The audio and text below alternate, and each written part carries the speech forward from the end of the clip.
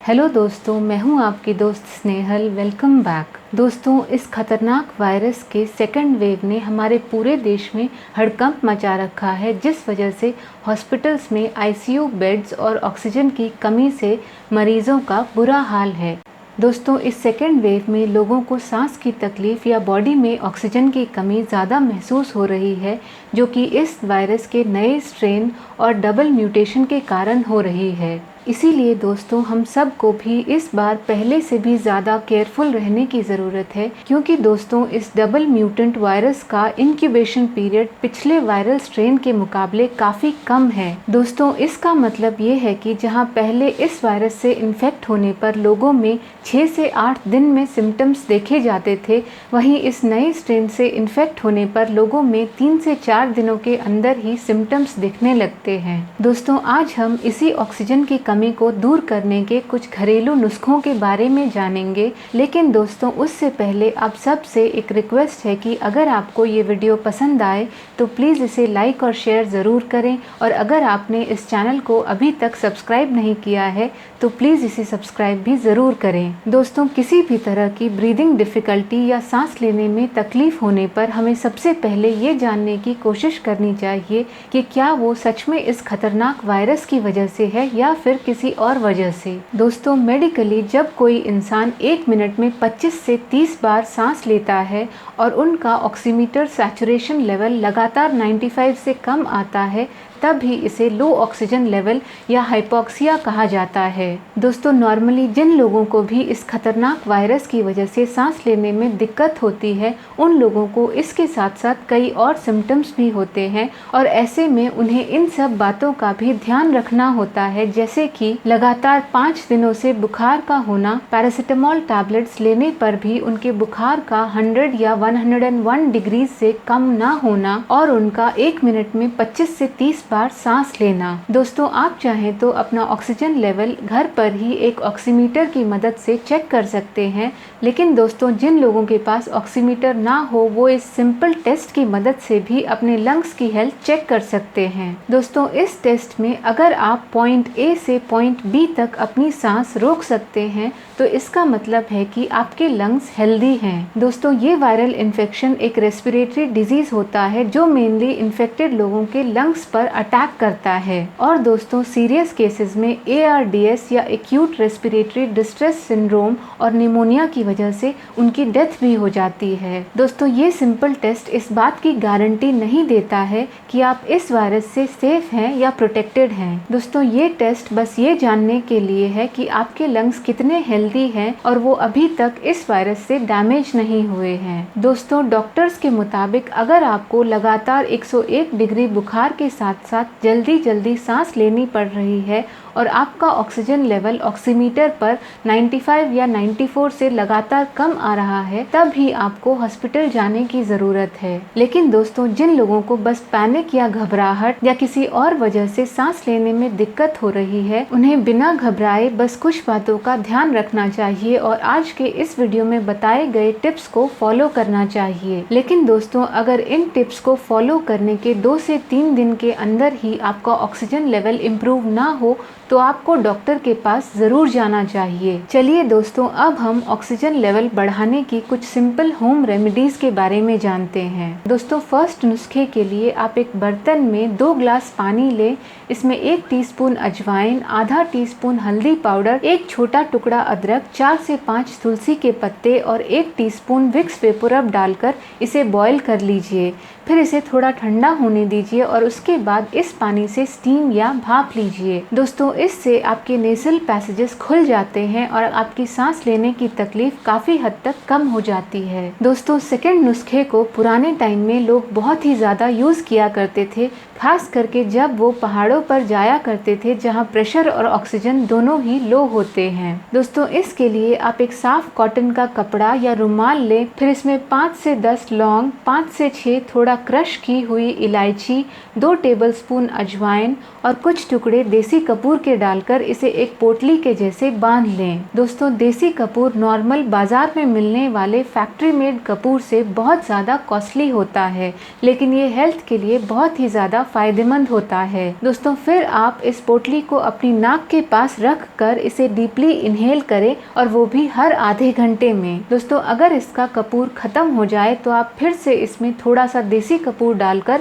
इसे यूज कर सकते हैं। दोस्तों, इसके साथ साथ आप अपनी ब्रीदिंग कैपेसिटी को बढ़ाने के लिए हर दिन कपालभाति, अनुलोम विलोम और भस्त्रिका प्राणायाम आदि भी कर सकते हैं। चलिए दोस्तों, अब हम सांस लेने में दिक्कत होने पर सबसे बेस्ट एक्सरसाइज के बारे में जानते हैं, जो आपकी ऑक्सीजन लेवल को काफी बढ़ाता है। दोस्तों, इस खतरनाक वायरस से इन्फेक्टेड पेशेंट्स में उनके फेफड़ों तक पर्याप्त ऑक्सीजन नहीं पहुंच पाता है, जिस वजह से उनकी जान को खतरा रहता है। और दोस्तों, कई बार ऐसे पेशेंट्स के लिए ऑक्सीजन सिलेंडर्स भी काफी नहीं होते हैं। दोस्तों, ऐसे में उन्हें पेट के बल लेटाया जाता है, जिससे कि उनके फेफड़ों या लंग्स का साइज बढ़ता है और उन तक ज्यादा ऑक्सीजन पहुंचता है। दोस्तों, डॉक्टर्स और साइंटिस्ट के मुताबिक हमारे लंग्स का भारी हिस्सा हमारी पीठ की तरफ होता है। इसीलिए दोस्तों, जब भी कोई इंसान पीठ के बल लेटकर सामने की ओर देखता है तो उनके लंग्स में कम ऑक्सीजन सप्लाई होता है, लेकिन जब वो पेट के बल लेटते हैं तो इससे उनके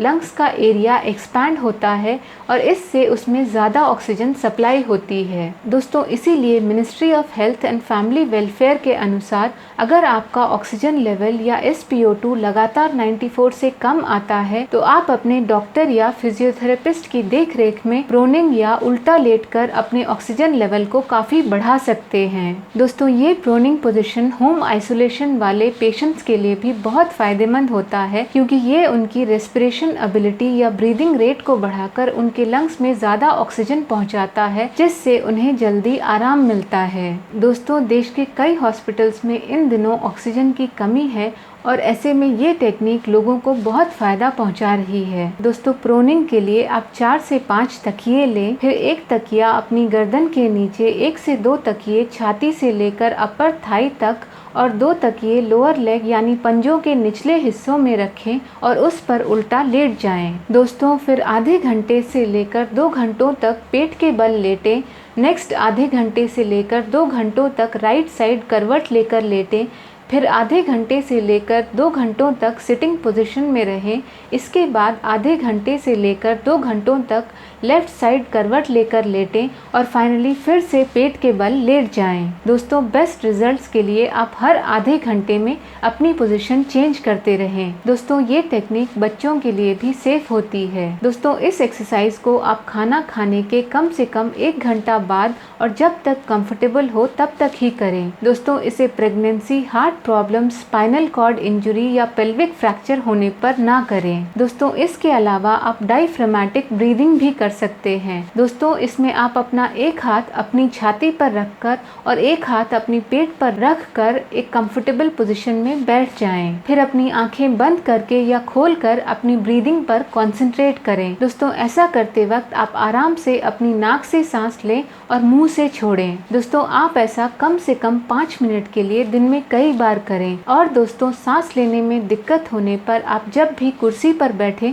तो थोड़ा आगे की ओर झुककर ही बैठें। अगर आपके सामने कोई टेबल है तो आप उस टेबल पर एक तकिया रख दें और अपने हाथों को एक कंफर्टेबल पोजीशन में रख के उस तकिए पर अपना सिर रख दें। दोस्तों, इस एक्सरसाइज में अपने हाथों को हमेशा एक कंफर्टेबल पोजीशन में ही रखें। और दोस्तों, ब्रीदिंग डिफिकल्टी होने पर जब भी आप खड़े हों तो किसी सपोर्ट की मदद से थोड़ा आगे झुककर ही खड़े हों। दोस्तों, चलिए अब हम ऑक्सीजन लेवल लो होने पर आपको किन बातों का ध्यान रखना चाहिए वो जानते हैं। दोस्तों, जब भी आप वॉकिंग कर रहे हों या सीढ़ियाँ चढ़ रहे हों जिसमें सांस लेने में तकलीफ होती है तो आप इसे छोटे छोटे हिस्सों में ही कंप्लीट करें और कोशिश करें कि आप नाक से सांस लें और मुंह से छोड़ें। दोस्तों, ऐसा करने से आपका काम भी हो जाएगा और आपको सांस लेने में ज़्यादा दिक्कत भी नहीं आएगी। जाएगी। दोस्तों, कम ऑक्सीजन लेवल होने पर अपनी बॉडी को कभी भी डिहाइड्रेट ना होने दे और इसीलिए खूब सारा पानी पिए, क्योंकि दोस्तों हमारी बॉडी में एक सही क्वांटिटी में पानी का होना हमारे खून में ऑक्सीजन की कमी नहीं होने देता है। हर रोज मेडिटेशन करें, क्योंकि दोस्तों दिन में बस कुछ मिनट तक लंबी सांस लेने से न सिर्फ आपके बॉडी ऑर्गन्स को अच्छे से ऑक्सीजन मिलता है, बल्कि आपका स्ट्रेस लेवल भी कम होता है। Gas stove, electric heater, paint thinner, aerosol spray, cleaning agents, खुशबूदार अगरबत्ती या धूप बत्ती के धुएं आदि से भी दूर रहे, जिनसे आपकी तकलीफ और ज़्यादा बढ़ती है। दोस्तों, अगर आपको ब्रीदिंग डिफ़िकल्टी हो तो कभी भी स्मोकिंग ना करें और सेकेंड हैंड स्मोक एक्सपोजर से भी बचें। दोस्तों, साथ ही अगर आप ऑक्सीजन कॉन्सेंट्रेटर्स का यूज़ कर रहे हैं तो अपने घर के दरवाजे और खिड़कियां खोल कर रखें, क्योंकि दोस्तों ये मशीन आसपास की हवा को इकट्ठा करके ऑक्सीजन बनाती है और ताज़ी हवा में ये और भी अच्छे से काम करती है। दोस्तों, होम क्वारंटीन होने पर अपने घर में कुछ अच्छे इंडोर प्लांट्स लगाएं, जिनसे आपको हमेशा अच्छी और फ्रेश हवा मिलती है, क्योंकि दोस्तों पेड़ पौधे हम इंसानों से एकदम ऑपोजिट होते हैं, जो कार्बन डाइऑक्साइड अंदर लेते हैं और ऑक्सीजन बाहर छोड़ते हैं। दोस्तों, इसके अलावा आप अपने खाने में आयरन, प्रोटीन, विटामिन सी और जिंक से भरपूर चीज़ें लें, जैसे कि हरी पत्तेदार सब्जियां, ताज़े फल, बीन्स, फ्लैक्स सीड्स, दालें, केला, ब्रोकली, अजवाइन, शकरकंद, सलाद और खट्टे फल आदि, क्योंकि दोस्तों आयरन से हमारी बॉडी में ऑक्सीजन का एब्जॉर्प्शन और ट्रांसपोर्ट अच्छे से होता है। और दोस्तों लास्ट में नमक कम खाएं, क्योंकि दोस्तों ज़्यादा नमक ऑक्सीजन के ट्रांसपोर्ट और एब्जॉर्प्शन में रुकावट पैदा करता है। दोस्तों, अगर आपको कभी कभी सांस लेने में तकलीफ हो तो प्लीज़ घबराएं नहीं, क्योंकि स्ट्रेस में हमारी बॉडी ठीक से काम नहीं करती है। आप बस इस वीडियो में बताए गए सिंपल टिप्स को फॉलो करें, जिनकी मदद से आप बिना किसी दवा या ऑक्सीजन सिलेंडर की मदद से अपना ऑक्सीजन लेवल बढ़ाकर इस प्रॉब्लम से आसानी से छुटकारा पा सकते हैं। दोस्तों, अगर आपके पास भी घर पर रहकर ऑक्सीजन लेवल बढ़ाने के कोई सजेशंस हो तो प्लीज़ उन्हें कमेंट सेक्शन में ज़रूर शेयर कीजिए। दोस्तों, आई होप कि आपको आज का ये वीडियो पसंद आया होगा। अगर हाँ, then please do like and share the video with your friends and family। और अगर आपने अभी तक इस चैनल को सब्सक्राइब नहीं किया है तो प्लीज़ इस चैनल को सब्सक्राइब भी ज़रूर करें। मिलते हैं नेक्स्ट वीडियो में, तब तक के लिए stay home and stay safe. Bye bye and thank you.